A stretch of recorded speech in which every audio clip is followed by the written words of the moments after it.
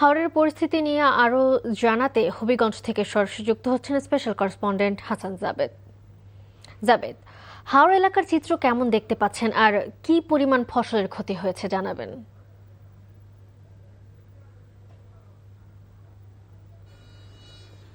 মালিহা, হাওরের চিত্র আসলে এখন কৃষকের কান্নার চিত্র।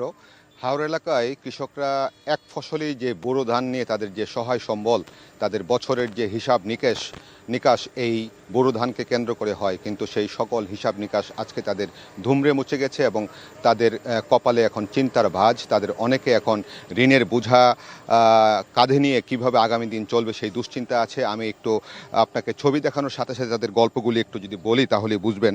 আমি এই মুহূর্তে আছি বানিয়াচং উপজেলা হবিগঞ্জের সুবিদপুর ইউনিয়ন, সুবিদপুর এই যে হাওর, সেই হাওরের এখানে তারা এখন শেষ মুহূর্তে যেইটুকু সুযোগ পাচ্ছেন, যা এখন পারছেন পানির নিচ থেকে সেই ধানগুলি আনছেন। কিন্তু এই ধানগুলি আনলেও ধানগুলি কতটুকু কাজে লাগবে, কারণ গতকাল একটু রৌদ্র আসাতে তারা একটু আশার আলো দেখেছিল, কিন্তু আজকে আবার সকাল থেকে বৃষ্টি, এখনও কিন্তু মেঘলা আকাশ।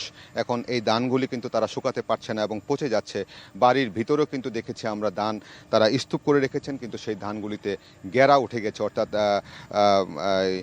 সেইগুলি আর হয়তো কাজে আসবে কিনা সেইটি একটা ব্যবস্থা তারা নিতে পারছেন না। এবং ক্ষতিগ্রস্ত জমির পরিমাণ কৃষি সম্প্রসারণ অধিদপ্তরের মতে এই যে হবিগঞ্জের 9টি উপজেলার মধ্যে 3টি উপজেলা কিন্তু ভাটি অঞ্চল এবং এই 3টি হাওরে কিন্তু ধান হয় প্রচুর, এবং সেখানে 5,600 হেক্টর তারা বলছেন যে একেবারেই ক্ষতিগ্রস্ত হয়েছে, আর 5,700 হেক্টর আংশিক ক্ষতি হয়েছে। এটা কৃষি সম্প্রসারণ অধিদপ্তরের চিত্র, কিন্তু এখানকার চিত্র কিন্তু আমার কাছে মনে হচ্ছে যে আরও বেশি। কৃষকের সাথে কথা বলে যেটা বুঝতে পেরেছি, এখানে একটি গল্প যদি কয়েকটা বলি, যেমন এখানে পেয়েছে একজন দরিদ্র কৃষাণী, তিনি কিন্তু তার স্বামী নেই, সন্তানও নেই, তিনি নিয়তি সরকার, তিনি হাওরে 12 বিঘা জমি চাষাবাদ করেছেন, 75,000 টাকা খরচ করেছেন। এখন সেই জমিতে ধান উঠাতে তাকে আরও 50,000 টাকার মতো খরচ হবে। 4 বিঘায় একেবারে তলিয়ে গেছে তার, এবং বাকি জমিগুলি একেবারেই ঝুঁকিতে রয়েছে এখনও।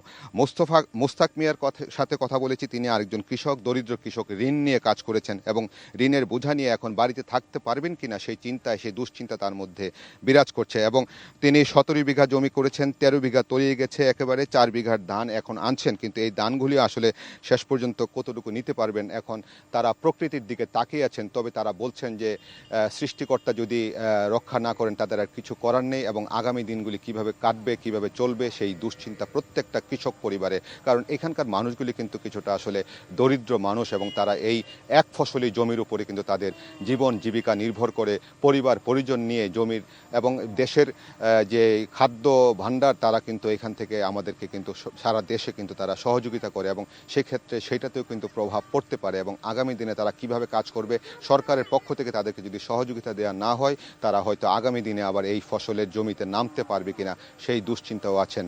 তো এই হচ্ছে মালিহা এখানকার চিত্র আর কি এখন পর্যন্ত।